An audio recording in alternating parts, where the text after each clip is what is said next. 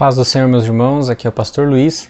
Nós estamos chegando ao nosso 5º encontro, que nós estamos falando sobre a bibliologia, uma matéria que, como nós já vimos, é muito importante para a vida espiritual do crente, né? E hoje nós vamos falar sobre a doutrina da Trindade, entender o que é essa doutrina, né? E, por sua vez, essa doutrina é uma das mais difíceis, das mais misteriosas de ser interpretada na Bíblia Sagrada, né? É muito difícil que uma pessoa sem um pouco de conhecimento possa entendê-la ou possa tentar explicá-la para alguém que não conhece um pouco a base dessa doutrina, né? Em Êxodo 3,14 nós encontramos a referência dizendo que o Pai é Deus. Em João 8,58 nós encontramos a referência dizendo que Jesus é Deus, e em Atos dos Apóstolos 5,3 ao 4 nós encontramos a referência dizendo que o Espírito Santo é Deus, né? E a Bíblia também nos ensina que há somente um Deus, certo? Em Deuteronômio 6,4 e também Tiago 2,19 vem dizer que somente existe um Deus Todo-Poderoso, um Deus dos crentes, um Deus dos cristãos, né? E com essas duas afirmações da doutrina, e elas podem ser ambas verdadeiras, né? Que Deus que o Pai é Deus, que o Filho é Deus, que o Espírito Santo é Deus, e a outra afirmando que há somente um Deus. Então parece ser uma contradição, como que pode haver somente um Deus, mas nós encontramos a referência a 3 pessoas na Bíblia Sagrada, nas Sagradas Escrituras, né? Mas isso não significa que elas não sejam verdadeiras. Isso não significa que seja uma doutrina falha, uma doutrina mentirosa, né? Porque o Pai, o Filho e o Espírito Santo não são partes de Deus. Cada um deles é Deus, né?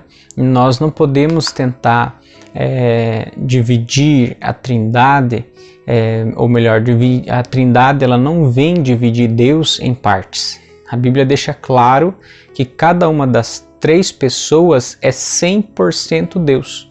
Pai, Filho e Espírito Santo são totalmente Deus, apenas um Deus. Por exemplo, em Colossenses capítulo 2, verso 9, nós encontramos a referência dizendo: nele habita corporalmente toda a plenitude da divindade, né? Então, no nosso Deus habita a plenitude de toda a divindade. Então, o Pai, o Filho e o Espírito Santo são 3 pessoas, 3 seres, mas apenas um Deus, certo? E nós não devemos pensar em Deus como uma torta que é cortada em 3 pedaços, porque cada um deles é representado por uma pessoa.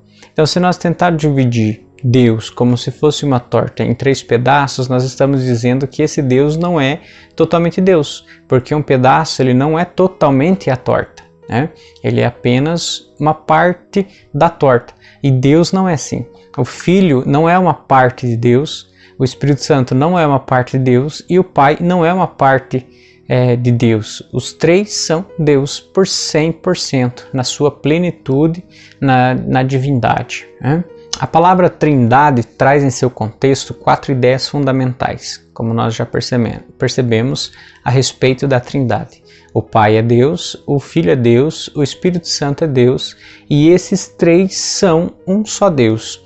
Se pode verificar na figura que nós vamos entender que o Pai não é o Espírito Santo não é o Filho não é o Pai. Mas o Pai é Deus, o Filho é Deus e o Espírito Santo é Deus, né? É um pouco complicado entender, mas é assim que funciona a Santíssima Trindade.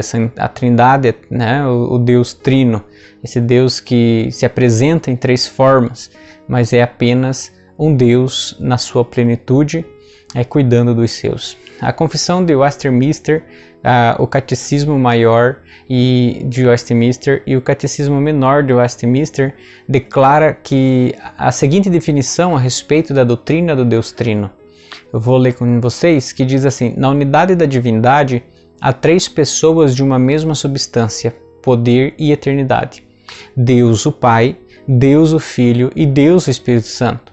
O Pai não é de ninguém, não é nem gerado, nem procedente. O Filho é eternamente gerado do Pai. O Espírito Santo é eternamente procedente do Pai e do Filho. Né? Então, a existência de 3 pessoas numa mesma substância de poder e eternidade. A doutrina da Trindade, por mais misteriosa que seja, ela é uma doutrina com grande valor e um elemento valiosíssimo para a espiritualidade do crente. Herman Bavinck, é um teólogo, escritor, ele vai trazer a seguinte definição: o artigo sobre a Santa Trindade é o coração e o núcleo da nossa confissão, a marca registrada da nossa igreja e o prazer e o conforto de todos aqueles que verdadeiramente creem em Cristo. Essa confissão foi a âncora na guerra de tendências através dos séculos. A confissão da Santa Trindade é a pérola preciosa que foi confiada à custódia da igreja cristã. Então, ele vem declarar, né, com essa citação, dizendo que a Trindade ela é o coração da nossa confissão de fé. A Trindade ela é a confissão da nossa fé à luz das Escrituras no meio cristão.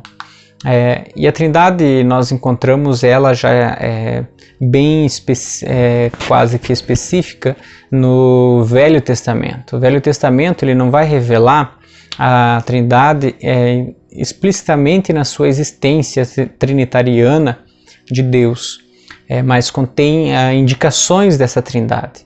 Na luz da revelação do Novo Testamento, essas revelações do Velho Testamento, do indícios da doutrina, elas vão ficando mais claras no Antigo Testamento. Numa simples leitura que a gente faça do Antigo Testamento, encontramos indicações de que na divindade há mais de uma única pessoa. Textos como Deuteronômio 4, versos 35 e 39, que nós vamos ler da seguinte forma: a ti te foi mostrado para que soubesse que o Senhor é Deus, nenhum outro há senão Ele. Por isso hoje saberás e refletirás no teu coração que só o Senhor é Deus, em cima nos céus e embaixo na terra, nenhum outro há. E outro texto também declarando que a existência de um somente Deus. Vede agora que eu o sou, mas nenhum Deus há além de mim. Eu mato e eu faço viver, eu firo e eu saro, e ninguém há que escape. E um outro texto ainda para deixar bem evidente, 2 Samuel, capítulo 22 e o verso 32, que vai dizer para nós: porque quem é Deus senão o Senhor, e quem é rochedo senão o nosso Deus.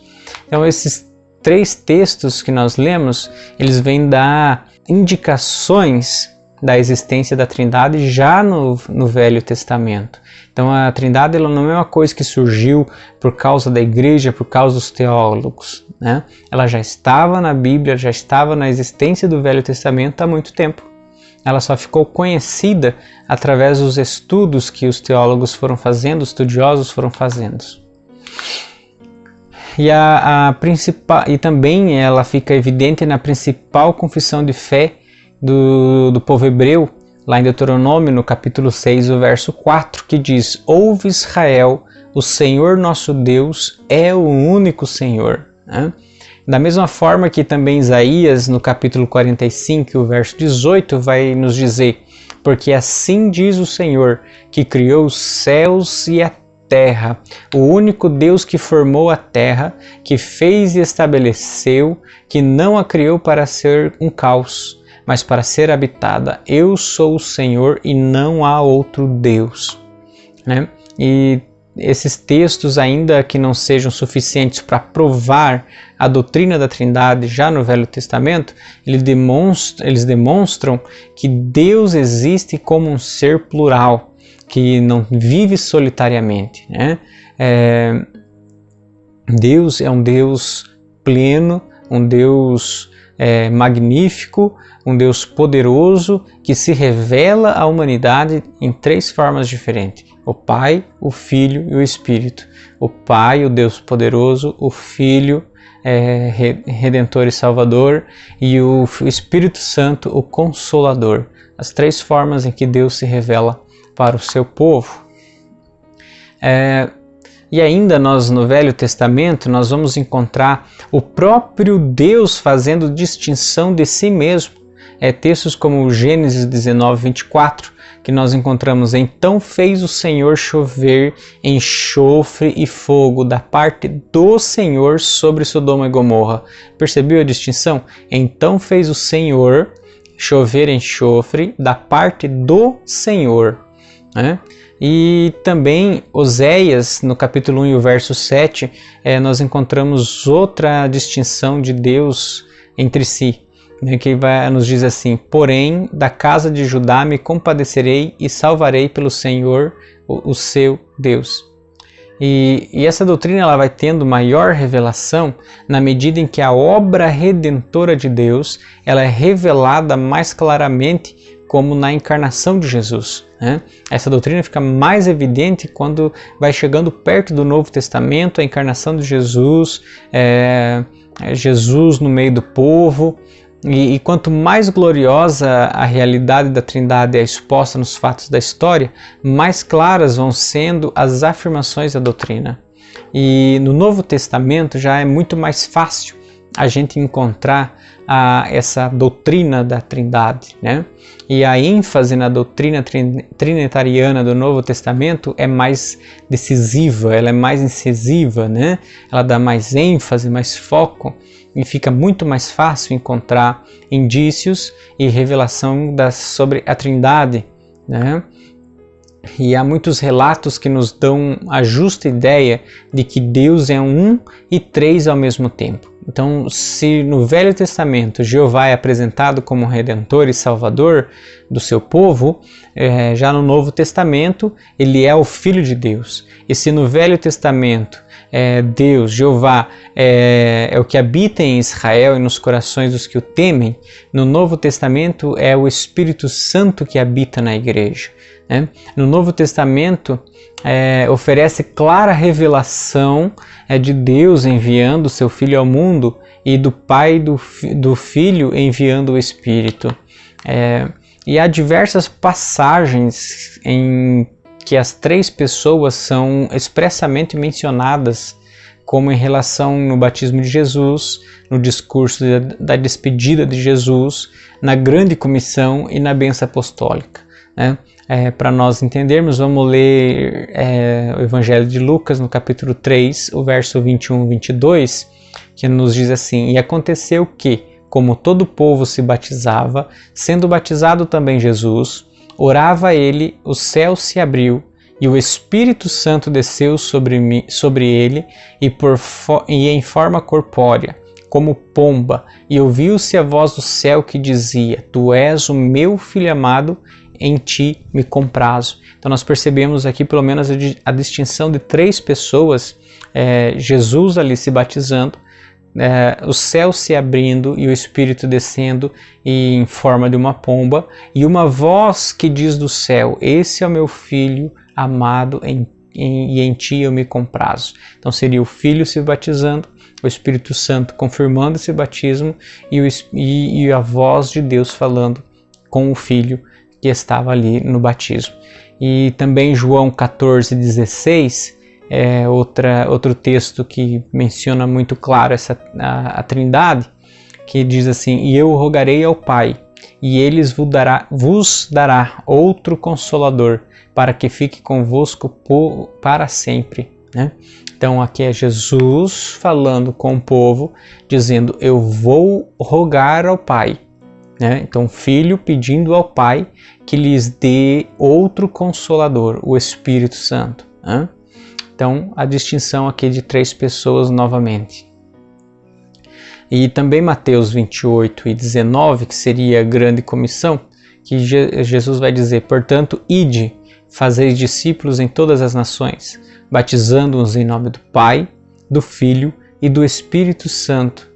Então, aqui Jesus dando ordens de como o povo deveria evangelizar, trazer essas pessoas para o caminho de Jesus, batizá-las no nome do Pai, do Filho e do Espírito Santo. 3 pessoas.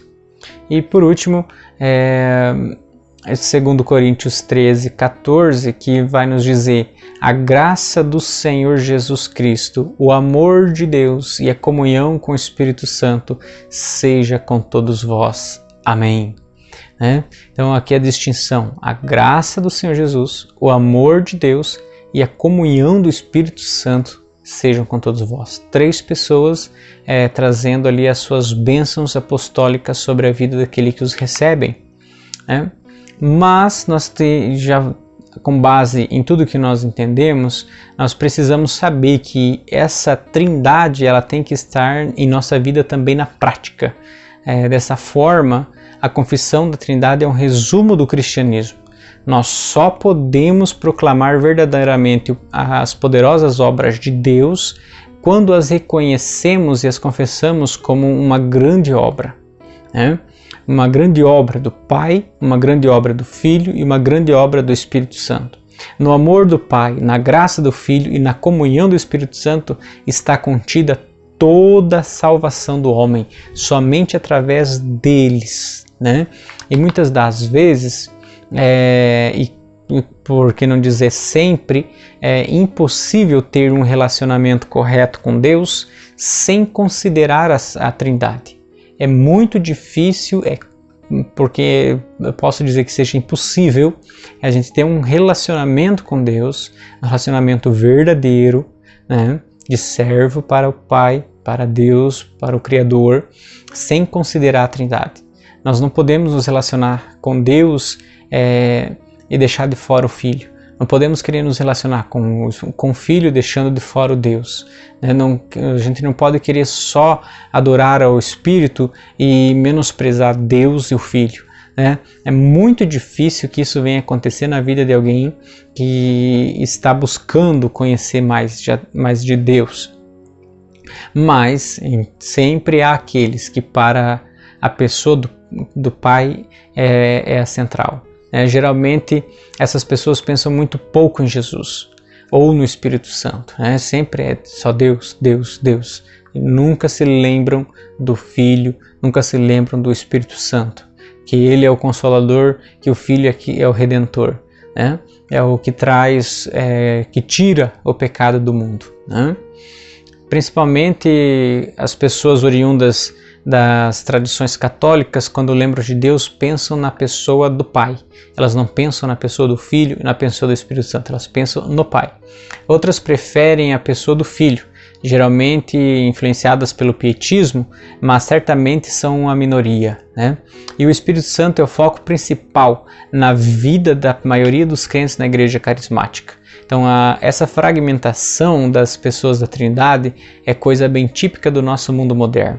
E ela dilui a compreensão da riqueza de Deus. Então a gente querer pensar somente no Deus, ou somente no Filho, ou somente no Espírito Santo, ela diminui a compreensão da riqueza e do poder da Trindade.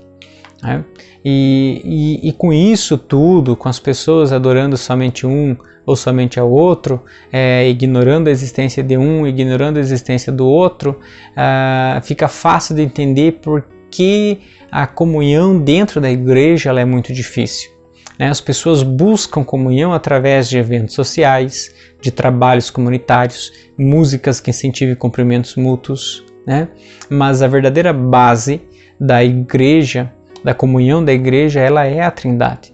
A verdadeira base, a única base para uma comunhão verdadeira entre irmãos é conhecendo e respeitando e adorando os 3 elementos da Trindade, as três formas de Deus na Trindade.